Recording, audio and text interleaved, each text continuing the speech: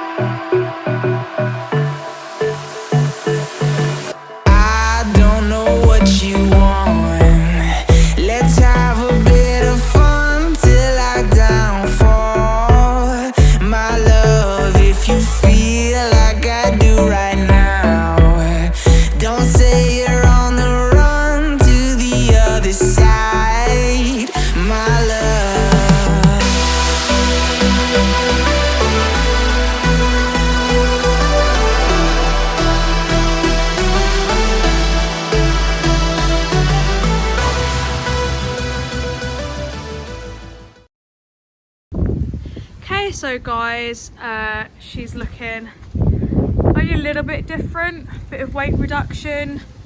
I cleaned it, but it obviously didn't do a great job.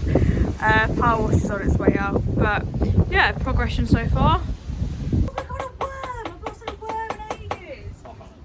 Worm! I've not seen a worm in so long. It's a worm.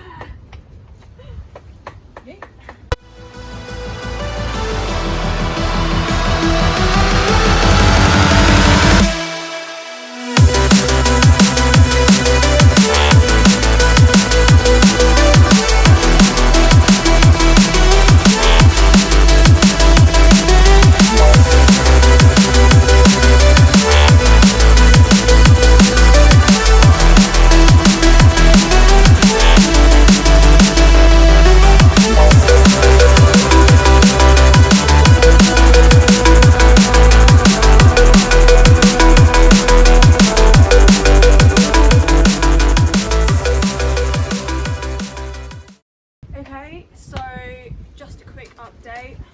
It's very cold. She's looking very aerodynamic, weight reduction, race ready. Okay, so I am now going to get all the stickers off, clean up the frame, and where else would you clean it other than in your bath? So yeah.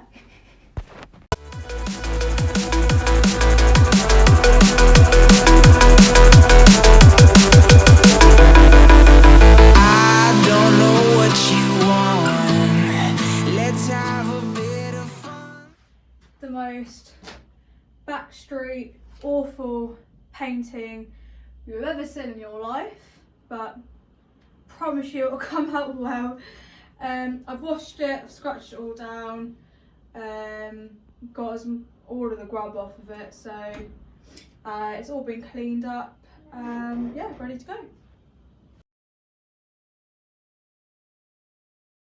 I was stripping the frame, I noticed this cheeky bugger right here, so I was going to spray this today, but instead I'm going to have to get it on the TIG welder tomorrow. So yeah, that's a halt in production. Hi guys, so I'm literally about to start stripping this engine. I'm going to start by taking the head off, checking valve clearances and have a little root around whilst I'm in there and see what else we can find. My love, if you feel like I do right now, don't say you're on the run to the other side. My love, you say you wanna try, but you never do. Sugar, there's a reason why we lose.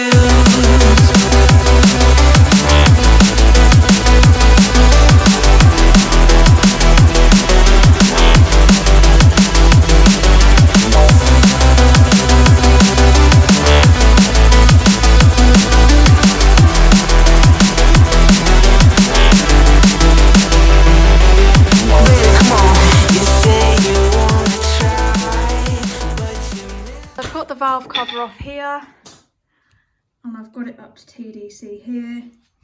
I started with a feeler gauge in my 3 inlets, and obviously my 2 exhausts here. You can see the buckets underneath the lobes just there. And this is what I got. So these are my inlets, 0.04, 0.06, 0.03, and then you can see the exhaust. And this is what it's meant to be. Okay, so I also discovered the centre inlet valve is an absolute pain in the arse to get to. So I've had to mutilate my feeler gauges, which is brilliant. No, you shouldn't really do that, but hey ho. And then also I decided to have a little look at my piston through the spark plug hole, sorry. And yeah, I don't know if you can see that, but that's a very carbony covered piston. So as well as taking the buckets off and having to redo the shims, which is a nice easy job, I'm going to have to take the head off as well and have a little inspection of the piston just to make sure that everything is okay.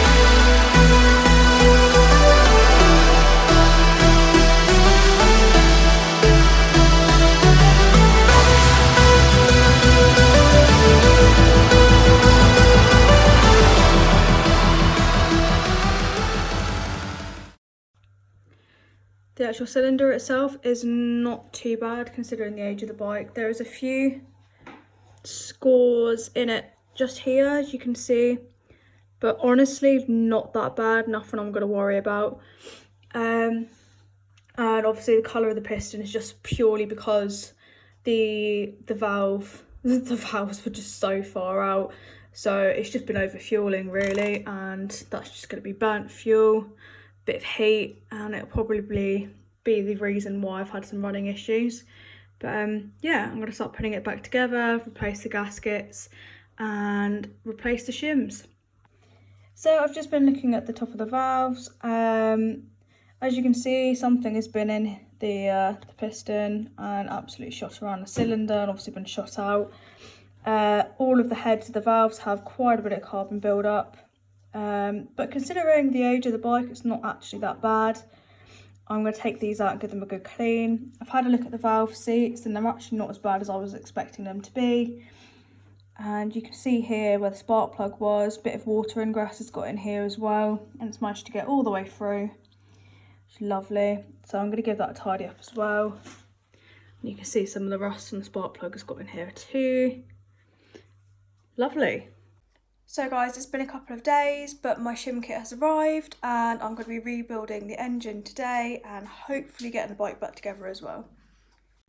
Okay, so unfortunately I'm using a micrometer, but it's to the inch, which means I'm having to convert all of my readings here into millimeters so that I can adjust to what shims I need. Oh, grubby nails. So yeah, I'm going to do that now, and then I'm going to replace the shims and start putting it back together.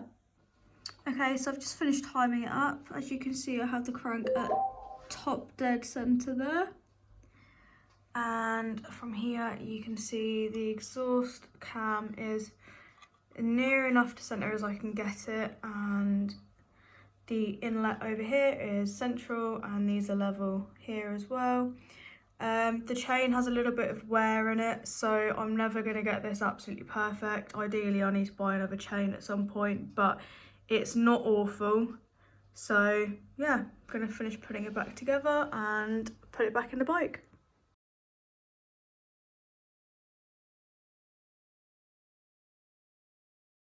Okay, so guys, the engine is done and I'm about to put the bike back together now. I'm going to make this part short and snappy because I'm sure you guys want to see it is finished as much as I do. So stay tuned and you can see the finished result.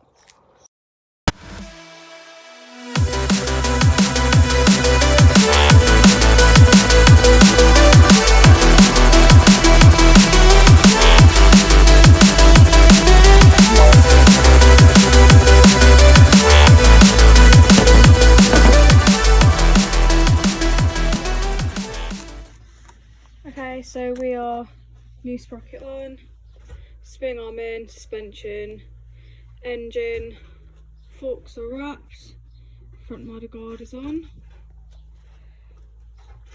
radiators are in. Just going to put the front on now, the forks on, the wheels, and we're going to build up from there.